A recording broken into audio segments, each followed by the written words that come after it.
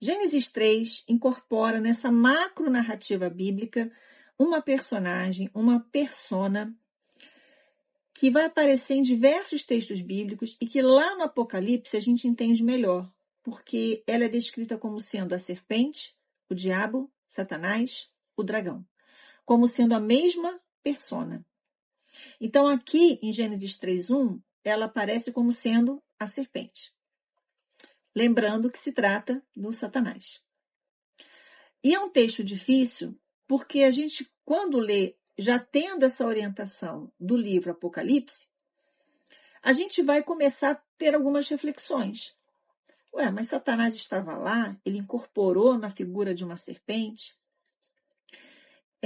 Que autoridade ele tinha? Por que ele podia entrar ali? Por que ele teve acesso a esse homem, a essa mulher? Bom, a gente precisa ter algumas questões que são inquestionáveis.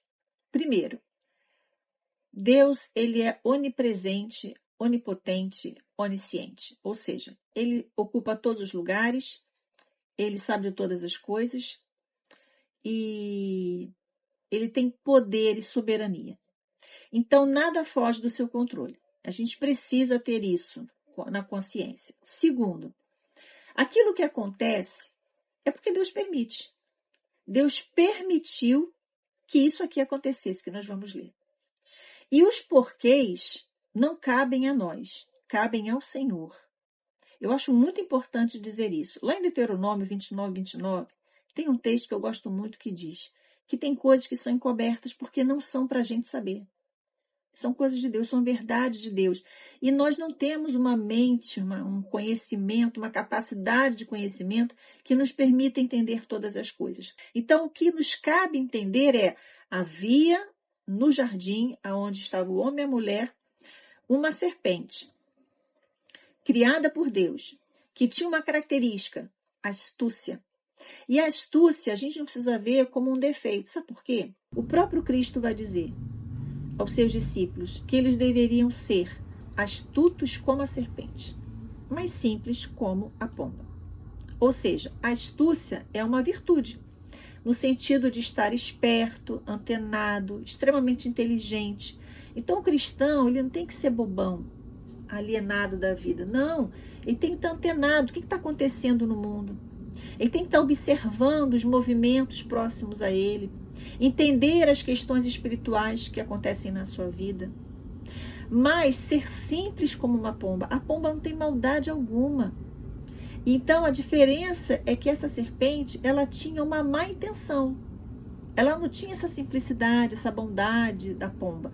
Ela tinha uma intenção, que era tentar o homem. Então, ele vai dizer à mulher, né, a serpente: foi isto mesmo que Deus disse, não comam de nenhum fruto das árvores do jardim? Vocês não podem comer nada? Aí, ela vai dar uma resposta que sinaliza que ela tinha convicção, ela sabia do que Deus tinha falado ao homem. Ela tinha entendimento da regra do jogo. Porque ela vai dizer assim: respondeu a mulher à serpente, podemos comer do fruto das árvores do jardim. Mas Deus disse, não comam do fruto da árvore que está no meio do jardim, nem toquem nele. Do contrário, vocês morrerão. Disse a serpente à mulher, certamente não morrerão. Olha a palavra de engano. Porque eles morreram. Esses homens morreram, tiveram um limite de tempo na terra, como punição do pecado.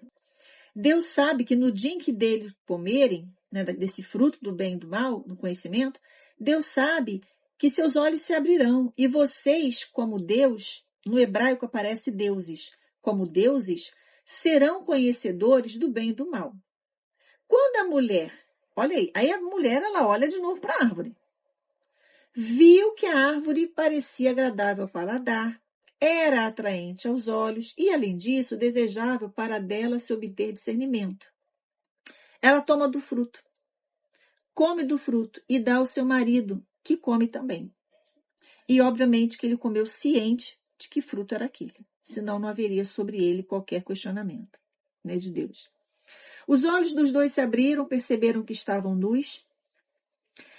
Então juntaram folhas de figueira para cobrir-se. Então já houve ali um estranhamento entre eles, um olhar de malícia entre eles que não havia, ao ponto deles se esconderem um do outro, se cobrirem um do outro. Então isso já é a primeira característica do pecado, desse conhecimento do bem e do mal, da gente se proteger do outro, da gente ter um olhar malicioso sobre o outro. Ouvindo o homem, agora no 8, ouvindo o homem e sua mulher os passos do Senhor Deus, que andava pelo jardim, olha que lindo, meu Deus, ai, Deus andava no jardim, falava diretamente com o homem, meu Deus. Quando soprava a brisa do dia, esconderam-se da presença do Senhor Deus entre as árvores do jardim. Olha, mais uma consequência do pecado. Primeiro que a gente viu, né? A questão do relacionamento com as outras pessoas, desse estranhamento, uma mente de maldade do olhar sobre o outro, de querer se defender, né? Se esconder do outro, agora se esconder de Deus. Pelo medo de ser visto, ele se escondeu, porque ele estava nu. Ele entendeu que alguma coisa tinha acontecido dentro dele, né? A partir daquele fruto. Então, ele vai dizer no 10, e ele respondeu, ouvi teus passos, não, perdão, no 9, o Senhor então faz uma pergunta, né? O Senhor então chama o homem, perguntando, onde está você? Ele não chama os dois, chama apenas o homem primeiro. E ele respondeu, ouvi teus passos no jardim, fiquei com medo, porque estava nu, por isso me escondi. Consequência do pecado, a gente quer se esconder de Deus, né? Medo de Deus. E Deus perguntou, quem lhe disse que você estava nu? Você comeu do fruto da árvore da qual lhe proibi comer? Eu considero isso uma pergunta redentiva ou redentora, porque eu fico imaginando se o homem tivesse dito, Senhor, Deus, eu comi, fiz besteira, me perdoa, eu sei que eu não deveria ter feito, eu fiz por impulso, estou arrependido, me perdoa. Eu não sei como teria sido a consequência do homem, né? Eu tenho esse olhar sobre esse texto. No 12, disse o homem, foi a mulher que me deste por companheira, que me deu do fruto da árvore e eu comi. Mais uma consequência do pecado. Dificuldade de se responsabilizar. Uma tendência a sempre jogar a culpa para o outro. Dessa autojustificação a partir do que o outro fez. Não, mas é porque ele falou. Não, mas eu fiz isso porque ele fez. E a gente tem dificuldade de reconhecer os nossos pecados a partir da justificativa do erro dos outros, né? Das atitudes dos outros. No 13, o Senhor Deus perguntou então à mulher, que foi que você fez? Então respondeu a mulher, a serpente me enganou e eu comi. Você entende que o mecanismo padrão do pecado é o mesmo?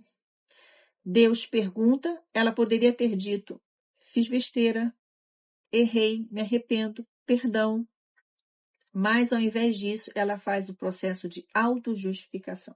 No 14, então o Senhor Deus declarou à serpente, porque aqui não teve conversa, não teve diálogo, não teve pergunta, foi só sentença. Uma vez que você fez isso, maldita é você entre todos os rebanhos domésticos e entre todos os animais selvagens, né? Então, foi uma palavra de maldição mesmo sobre a serpente, dentre toda a criação. Sobre o seu ventre você rastejará e pó comerá todos os dias da sua vida. Quem produz o pó da terra? O homem, a criação, não é? Então, ele está sempre rastejando em meio ao pó, onde o ser humano pisa, onde a criação está. Porém, inimizade entre você e a mulher, entre a sua descendência e o descendente dela, este lhe ferará a cabeça e você lhe ferirá o calcanhar. Aqui tem uma questão muito espiritual, que eu teria que me aprofundar muito, mas o que eu quero dizer a você é que Jesus, ele feriu a cabeça da serpente. O poder da morte, as chaves do inferno estão na mão de Jesus. Satanás não tem o mesmo poder que ele tinha, né? Contudo, ele ainda está como tentador sobre a terra. Lembra que eu disse? Falando com a gente, falando com a humanidade. E cabe a cada um de nós, a partir da tentação, sermos aprovados em Deus, nos mantermos fiéis aos princípios de Deus, né? Vivermos o que diz lá em Romanos 12, 1 e 2. A gente sacrifica a carne, que são esses desejos da concupiscência dos olhos, da concupiscência da carne, da ostentação, né, de querer ser.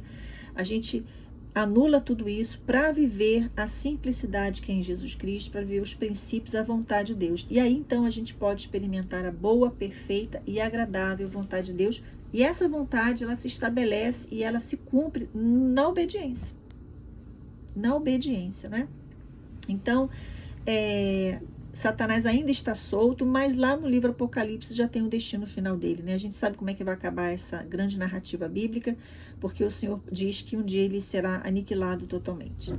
A mulher, ele declarou: multiplicarei grandemente o seu sofrimento na gravidez, com o sofrimento você dará à luz filhos.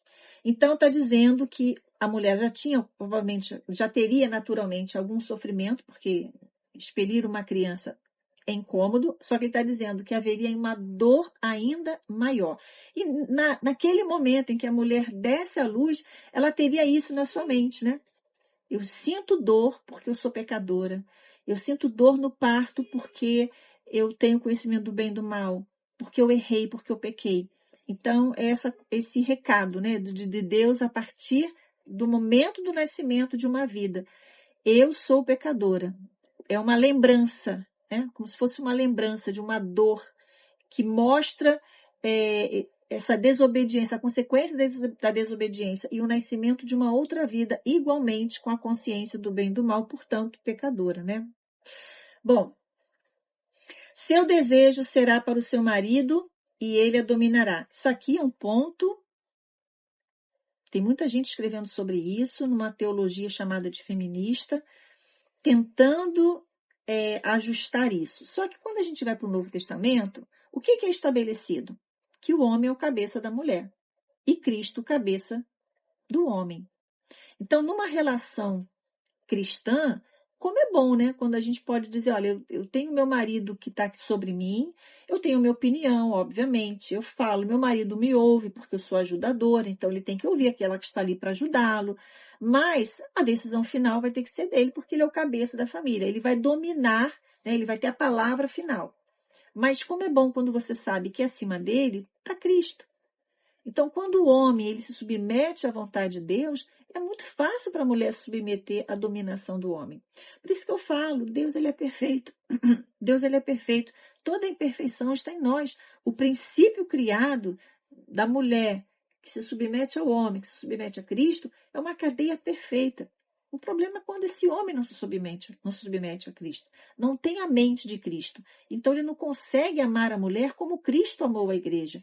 E aí a gente tem um desencadear de problemas seríssimos em relacionamentos, até mesmo dentro da igreja. Porque o fato da pessoa estar na igreja não quer dizer que ela está submetida realmente à vontade de Deus, que ela tem Cristo como seu cabeça. Então, se você tem um relacionamento onde o homem ele verdadeiramente tem Cristo como seu cabeça, aquele que vai dominá-lo, aquele que vai orientá-lo, a quem ele vai sujeitar, para essa mulher cristã é muito fácil. No 17, e ao homem declarou, visto que você deu ouvidos à sua mulher e comeu do fruto da árvore, da qual eu lhe ordenara que não comesse, maldita é a terra por sua causa. Então, a terra ela também vai ser amaldiçoada por causa do homem. Como assim? Bom, porque aqui vai dizer, olha, com o sofrimento, você vai ter que se alimentar dela todos os dias da sua vida. Então, para você ter dificuldade de se alimentar dela, ela vai ter que ser maldita. Aí a gente vai ver aqui, olha, no 18, ela lhe dará espinhos e ervas daninhas. Não existia nada disso. Deus criou os espinhos e as ervas daninhas na terra por causa do homem. E você terá que alimentar-se das plantas do campo com o suor do seu rosto. Você comerá o seu pão até que volte à terra, visto que dela foi tirado. Porque você é pó e ao pó voltará. Aqui é decretado a morte do homem. Aqui Deus está dizendo, seus dias serão contados. Você vai morrer. No 20, Adão deu à sua mulher o nome de Eva, pois ela seria a mãe de toda a humanidade.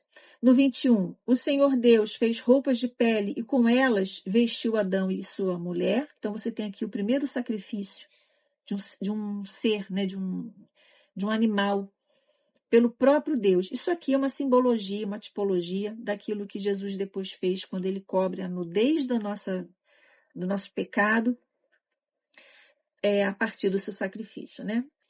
Espero que você tenha entendido o que eu falei. Qualquer dúvidas, né? Porque se eu não falei bem falado, se eu não fui clara no que eu disse, pode mandar nos comentários. E como eu sempre digo, né? Gente, eu não sei tudo. Poxa, tem tanta coisa para aprender, mas tudo que eu já sei, eu quero compartilhar com você. Fique bem.